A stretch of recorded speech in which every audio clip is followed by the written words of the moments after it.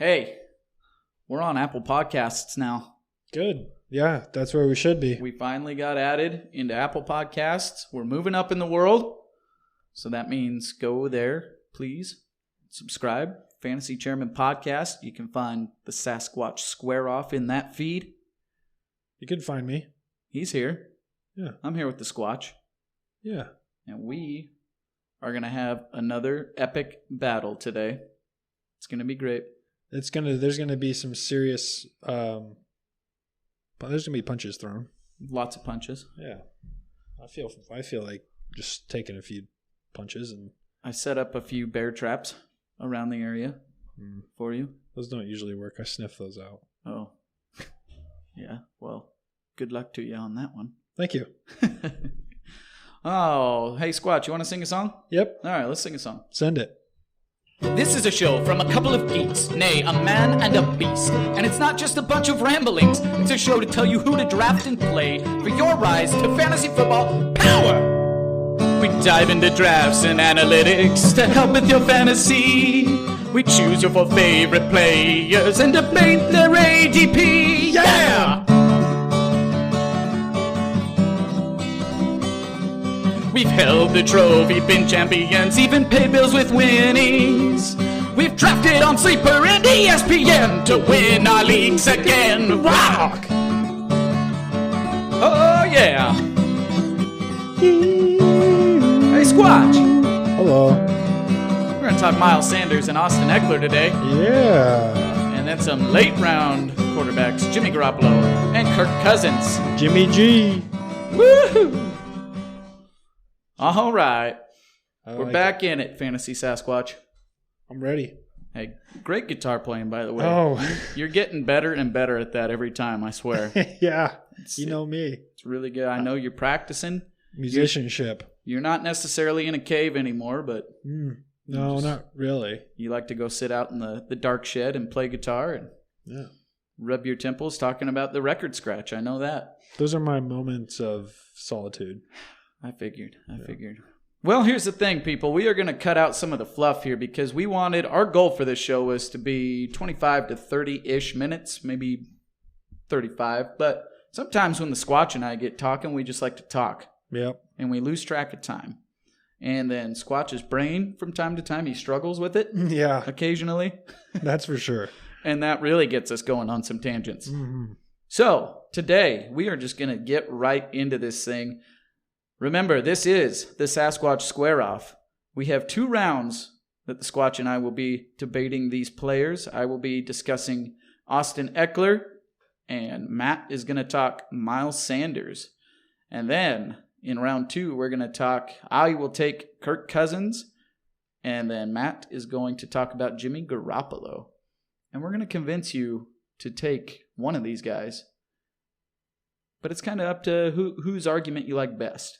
Yep. These are going to be – this is a good zone to kind of pick up your second running back / some of these guys might fall to you and maybe even later than the second round. And if they do, smash draft. Smash draft for sure. Smash draft. But if these guys are both there and they're your top guys, this is going to be a very tough – I'm talking about Sanders and Ekeler. It's going to be a very tough decision. And then these quarterbacks – they, in a lot of leagues, maybe like 10, 12 mans, they might be there at the end of the draft as well.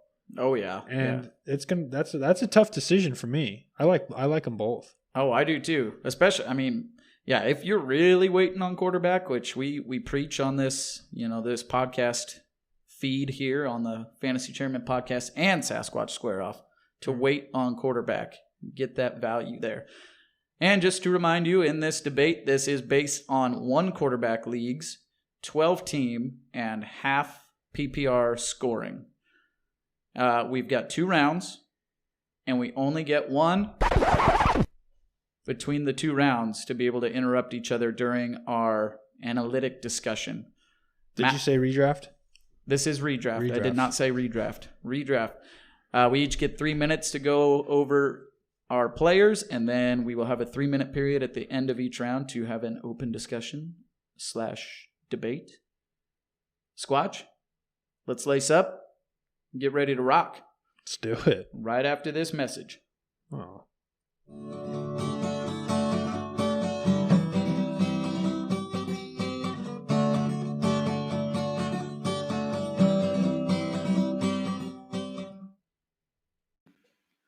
What's up, y'all? Ben from the Fantasy Chairman podcast and the Sasquatch Square Off here, and I want to tell you all about Anchor. If you've ever thought about getting into the podcasting game, you need to be using Anchor.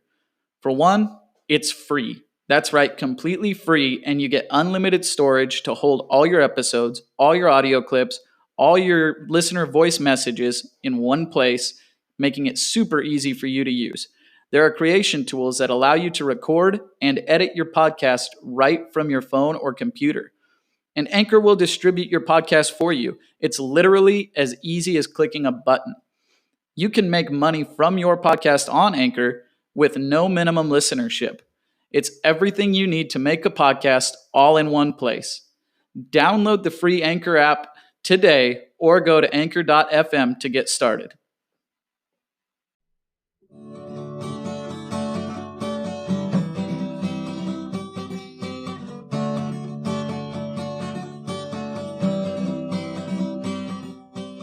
All right, we're back, and I think the Fantasy Sasquatch over here told me he wanted the pleasure of going first. That's right. So, without further ado, this is Round 1. Fight! Okay, Miles Sanders, he has 1 year of play because he was a rookie last year. This will be a sophomore year. In his first year, he had 179 rushes for a grand total of 818 yards on the ground, 3 touchdowns on the ground. His longest rush was a 65-yard rush, so that kind of shows that he has that explosive ability. His yards per attempt on the ground were 4.6, not too shabby. His rushing yards per game were around 50. It was 51.1. His rushing attempts per game, he was checking in around 11, but that's a little variable because it has a lot of variability because at the beginning of the season, he was in more of a committee with Jordan Howard, and then towards the end of the season, he kind of got let off the leash a little bit. So those rushing analytics have a lot to do with that dynamic. I kind of like to compare that dynamic to Devin Singletary's situation last year around with his injury at the beginning of the season, then him and Frank Gore kind of being a double-headed monster, and then towards the end of the season, Devin kind of just getting the reins on the offensive running back situation. Through the air, this is one of the most important parts of his game because Miles Sanders is a guy that wants the ball in the open field and he wants to make defenders miss. He had 63 targets for 50 receptions. He had 509 yards receiving. His yards per reception around 10, which is actually pretty high for a running back. You usually see that around 6 to 8. His is at 10. He had 3 touchdowns through the air, and his longest was a 45-yard touchdown, which is pretty sweet. That's a pretty long touchdown. That shows also, obviously, that he has that explosiveness. And then, so here's some extra stuff here. He had 16 broken tackles. I talk a lot about his explosiveness and how he likes to make people miss and stuff like that. There's this, not a stat, I guess, but this analytic called a juke rate. And I guess it's just the running back or the offensive player's ability to juke defenders. juke rate. He was 5th in the NFL in 2019 with a juke rating of 32.8, 5th. So when I say that he likes to make people miss in the open field, that's what I'm talking about right there. That's impressive. You might have to pull that up for Austin Ekeler for me after this. I will if you want me to. But it might not be good. I think he's going to be worse than 5th. That's all right. Okay. I think that other than that, his biggest points are going to be how developed he gets on the ground. We've seen him catch the ball. He does just as good as any other receiving back. We've seen him in open space. How good is he going to be from in between the tackles this year, and how much will he excel is going to be one of the biggest talking points, I think, of this season. Ooh. You got that. You're getting the timing down there. Yeah. You're getting the timing down. I felt good. Very good. Very good, Matt. Very good. All right. I am now on the clock with Austin Ekeler. And Austin Ekeler, first off, I would just like to say, is extremely underrated right now. The guy finished as a running back 6. As running back 6 last year. And that was including splitting the rushing work and the backfield with Melvin Gordon, who he himself actually did quite well as well. But now we know that Melvin Gordon is out of LA, and he is with the Denver Broncos, and Austin Ekeler is the known commodity that's there with the Chargers. Austin Ekeler was an absolute freak in the receiving game last year. That's like clearly where he thrived. In the NFL, in total, he was 10th overall in receptions. 10th in receptions. He had 108 targets for 92 catches for 993 yards. He was a legit wide receiver. He was lined up as a slot guy. He is a receiver in the backfield, and he does line up in the slot quite often. Austin Ekeler he is the safety blanket for his quarterback. I think with the quarterback question marks there in LA, I think this offense is going to run through Austin Ekeler. I think he's going to be the guy that, with depending on who starts, it's getting more and more questionable now that Hard Knocks has started. Money talks. But depending on whether it's Herbert or Tyrod, I still believe Austin Ekeler is going to be the main focal point of this offense. And for either one, it's been a while since Tyrod's played. Justin Herbert has not played in the NFL yet. He is going to be that safety blanket for those guys. And I believe he's going to get more rushing work this year. He's bulked up this offseason. If you haven't seen some of the pictures of him going around on Twitter, the dude's a freak. And some of the workouts that he posts are just insane. I'd hope so, because he only chalked in at 200 pounds last year. I know. That's what I'm saying. But yeah, I think he's beefed up this year. He looks like he's just an absolute animal right now. And if we look at his rushing ability, he's done it on fairly small, I guess not sample sizes, but just a smaller workload. But in 2017, he averaged 5.5 yards per carry. In 2018, he averaged 5.2 yards per carry. And then last year, with his biggest rushing work that he's had yet, he averaged 4.2 yards per carry. So all of that is still pretty darn good. When we talked about Melvin Gordon and Melvin Gordon and who else was? Oh, I was talking about Melvin Gordon and Philip Lindsay. That's right. Yeah. Melvin Gordon had only got over 4 yards a carry one time in his career. So Austin Ekeler, he's going to be the guy. I'm not worried about Justin Jackson or Joshua Kelly behind him. All right. That does it. We ready for open discussion here? Yep. I know you brought up that juke rate. I did. I'm ready for you to bring that up here. All right. Open discussion on the clock. Here we go. Austin Ekeler's juke rate 23.2, good for 24th in the NFL. That's a made up stat, people. Yeah. So let me start with this. I want to focus on the ground game because I think that with Austin Ekeler's sample size, we've kind of seen a large enough sample size that we've seen, for lack of a better word, a ceiling of Austin Ekeler. We've seen the 5.2, the 5.5, and that was more of, hey, this Tariq Cohen type back is in the game, and he got the ball on the ground, and it's a little different, it's a little variable. Are we sure though? I mean, that's all with Melvin Gordon there. But last year we saw it with him kind of having the reins for at least 8 weeks, and what did we see? Oh no, it was Melvin Gordon came back in 5 weeks. Did he? He was back in week 5. But he got injured right after that, and then he had to take over again, didn't he? Well, he basically started, so I don't know how injured he got after that, but I think he did that first week he was back, and then he just kind of started slowly. So Ekeler did get a little bit more reign those first few weeks that Gordon was back, but he was still there eating into it.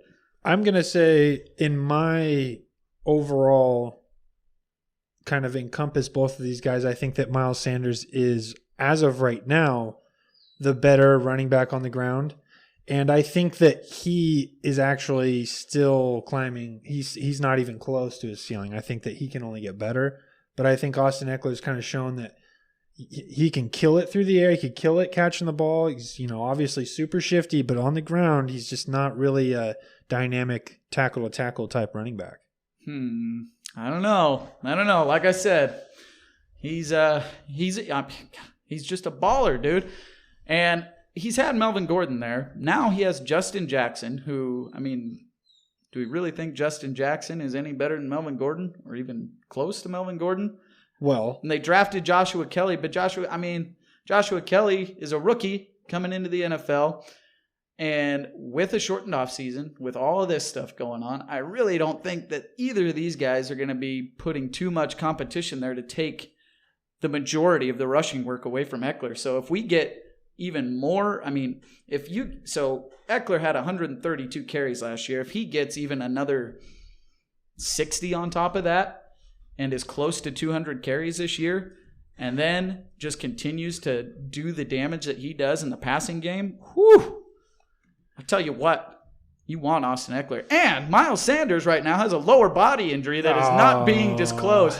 And also, Doug Peterson has never used a workhorse running back. He's always been a committee guy. Doug Peterson on the podium said, you are the guy this year. He said that. I timed this just right so that Squatch would only have a few seconds to rebuttal that. I only want to say this one thing just real quick because I know you did that. Justin Jackson is very, very low-key, hot take, whatever you want to call it for me right now. He averaged 6.9 yards per attempt last year on the ground. He's 220 pounds. Yeah, but we want to talk about small sample sizes. That's true, but I see him kind of taking 5 to 7 carries a game, especially with if they have the ball in the 5-yard line. You think they're going to give it to Austin Ekeler up the A gap? Absolutely. Not. Absolutely not. I could see it. I could definitely see it. With the bulk he's put on. They're not going to give it to Boston Scott. Oh, man. I don't know. We want to talk about explosive electric players there. Boston Scott at the end of last season. My goodness. He's smaller than Darren Sproles. He's a dynamo, dude. He is. You always get me fired up, Squatch, and I'm about to drop like F-bombs and S-bombs here. Good. That's what I want. All right. Well, we are going to roll over into round 2. We're talking quarterbacks now here in round 2. So I will go first with Kirk Cousins, followed by the Fantasy Sasquatch, talking about Jimmy Garoppolo. All right, here we go. Round 2. Fight. All right, make sure my clock's here. And I am on the clock with Kirk Cousins. All right, so first off, Kirk Cousins spits some bars, Matt. He spits bars. I don't know if you saw the video that was going around, but it actually was really bad. I bet it was really bad. I can see him being terrible. It was really bad. People started asking about who the backup was when he was rapping. So it's a good thing he does not rap for a living. Don't quit your day job. Anyway, Kirk Cousins, always an underrated quarterback when it comes to his accuracy and just being able to get the ball into his playmakers' hands. He loves him some Adam Thielen. And I think Stephon Diggs was underutilized last year. But when he targeted Stephon Diggs, man, they thrived. It was like, hey, Steph, run deep. They thrived. 50-yard touchdown. And they replaced Stephon Diggs with Justin Jefferson. And so far, the talk from camp is that Kirk Cousins loves him some Justin Jefferson. Yep. It's going to be really fun to watch these guys. So last year, just a few stats for Kirk Cousins. He attempted 444 passes in what is going to continue to be a run-heavy offense. But remember, we're talking late-round quarterbacks here. He completed 307 passes for a completion percentage of 69.1%. He threw for 3,603 yards for 26 touchdowns. That's a number that I like right there. That is the third highest touchdowns that he's thrown for in his career, and he threw only 6 interceptions, which was actually the second lowest of his career. His interception percentage was only 1.4, which is great to see, and he had a long pass of 66 yards, which I believe that went to Stephon Diggs. That'll just have to be Justin Jefferson this year. All right, and then if we start looking in a little bit deeper here, and I got to thank you for kind of showing me some of these stats here, Squatch. When we are looking deeper into his accuracy, his bad throws, he only had 65 bad throws. His bad throw percentage was 15.5%. His on-target percentage was 79%, with 332 on-target passes, which is great to see. He only had a 4% drop rate from his receivers, which is also very nice. There were 17 drops, so that doesn't really go on Cousins so much, unless I guess some of those came from bad throws. It's got to be a tight spiral. I guess coming it's from a be receiver, a I'm telling you right now, yeah. It's really nice to not catch a dead duck. That's very, very true. Anyway, Kirk Cousins, he's going to have a new toy to play with. He's got Gary Kubiak's going to be the OC there now. They're going to continue to be run heavy, which only helps open up the passing lanes for him. And that is it for me. Trying to watch the clock while I finish my argument there. I need to have you take over on that. I always give myself a few extra seconds. Yeah, I know you do. Not on purpose. Oh, yeah, no. Not on purpose. Yeah. All right. Are you ready? Jimmy G. There you go. Ready? Jimmy G. Ready? Yep, I'm ready. Set, begin. Okay, Jimmy G. Last year, I forgot. You didn't use yours. I had nothing. That sucks. I like Kirk Cousins. I know. And I like Austin Ekeler. I really had nothing today. I'm just gonna hit you with this one early because we know I'm gonna ask about it. Yeah. What is it? All his receivers are going down, man. I know. Jimmy Garoppolo. He's got George Kittle, and that's about it. Hey, Dante Pettis come back. Let's go. Oh, please. Oh, yeah. They signed Tavon Austin. Yeah. They got Richie James. Kendrick Bourne, the Bourne identity. Oh, man. He's on my team. I'm just so worried about what's going to happen with Jimmy G in a super run-heavy offense with his number one receiver going down and likely out for, hopefully not for the whole 6 weeks that he would be on the PUP if they keep him on the PUP. But they could take him off. They can take him off before. Yeah. If he stays on there, then that's bad. That's bad news. That's 6 weeks without Debo. And then Jalen Hurd, who people were targeting for a sneaky breakout this year, tore his ACL already. Snap. Just sucks. Yeah, I don't really have anything. I think Jalen Hurd's kind of all hype anyway. He's just a tall guy.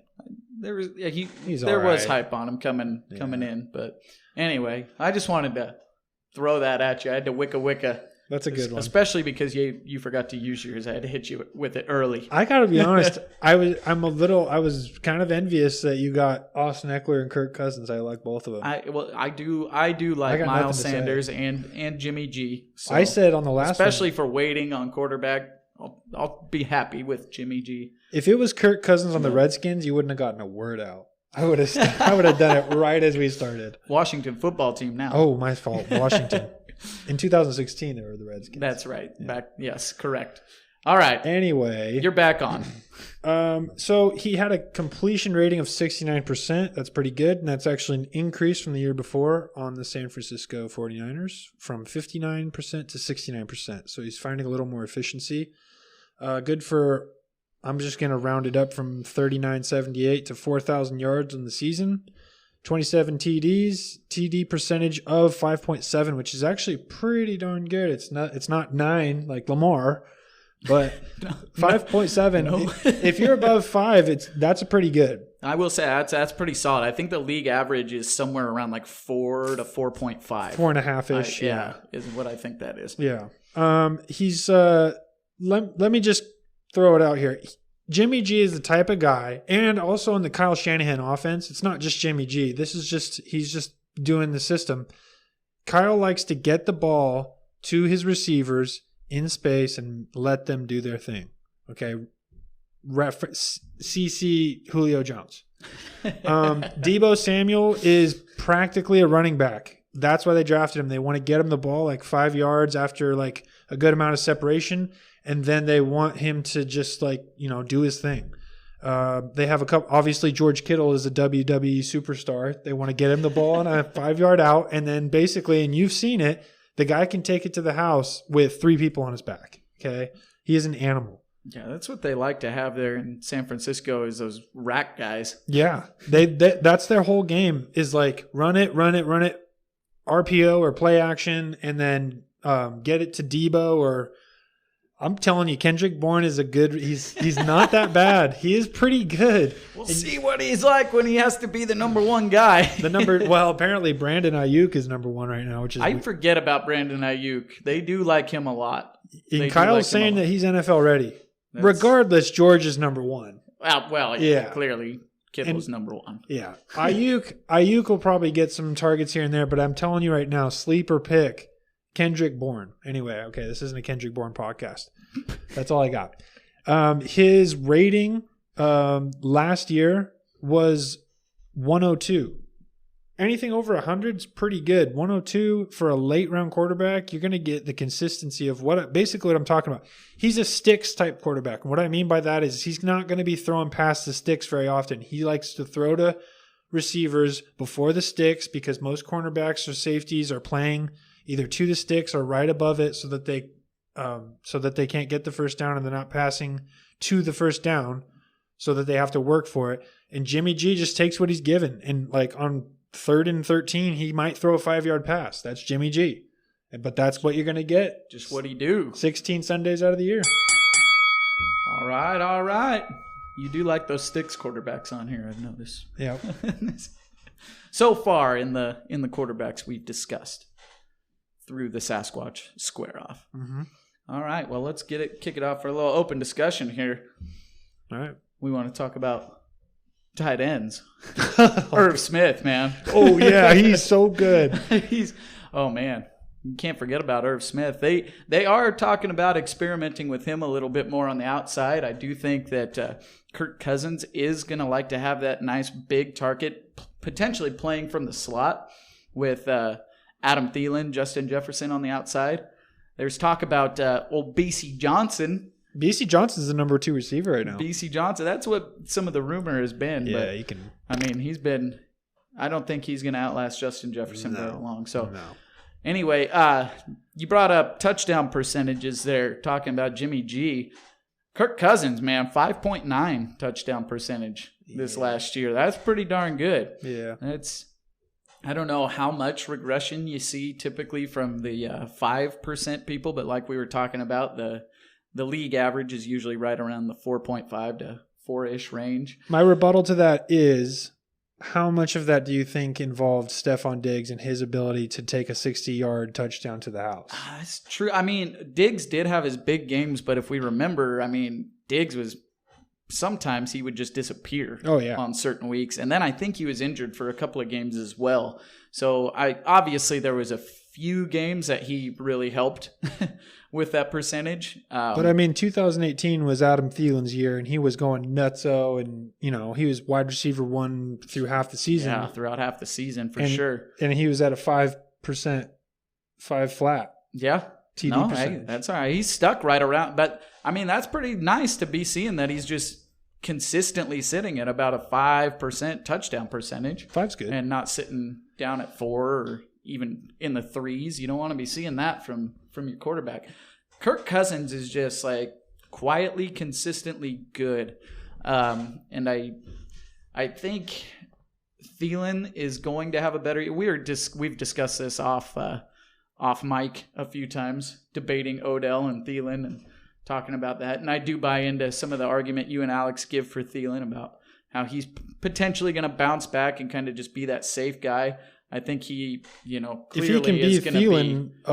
If he can just be him, he could easily be top 10. Easily. Kirk Cousins going to love him some Thielen this year because he does not have Diggs to love on at all. If Thielen can stay healthy, he's top 10. Yeah. That's just, I mean, you can't even, you really, if you're going to be on the other side of that, you really don't have an argument because just see 2018. That's a healthy Thielen right there. Oh, yeah. Cousins' rate there was 107.4 as well this last year. So he seems like he played better than what he finished as a fantasy scorer. But I think that just speaks to the depth of the quarterback position. Mm-hmm. Same with Garoppolo though too. Garoppolo finished at QB 14 last year, and I think. Well, yeah, and Cousins was quarterback 18 last year. I mean, both had pretty consistently decent seasons, but And to be honest, neither of these guys, nothing's changing for either of these guys. no, I mean, not really. Outside of just losing a couple of the top guys for Jimmy Garoppolo, I mean that Justin Jefferson is Stephon Diggs 2.0. He's basically got almost identical metrics. I mean, besides the fact that Diggs has a lot of the NFL moves that he doesn't have yet, but that'll come. And Jimmy G is still, I mean, Kyle showed you when he drafted that he's drafting those same quick twitch guys, those like running back hybrids that he wants the ball at 5 yards and he wants to just like mow people down. People that can get that run after the catch. Yeah, he loves those guys. He's rack. Yeah, he's all about rack. Loves those rack guys. Mm-hmm. Well, Squatch, we didn't lace up our gloves very tight today. I don't think we were pretty complimentary of each other's players that we had here. It was tough to not, because I like all these guys. Oh yeah, but it's for me. I think the biggest one for me is Miles Sanders over Austin Ekeler. I think that he's clearly. And if you want to talk about upside, I think you've seen the peak. The hype on Miles Sanders is out of control right now, and the love for Austin Ekeler is not high enough, man. I gotta say. Keep it that way. I'll be drafting Austin Ekeler at the end of the second all day. Get me some. If I'm number one overall, I'm taking Christian McCaffrey and then Austin Ekeler at the end of the second all day. Yeah, if he's there. But I'm sniping. If he's there. By these ADPs that we have, in all the mocks that I've seen, Miles Sanders has been going way earlier than the 210.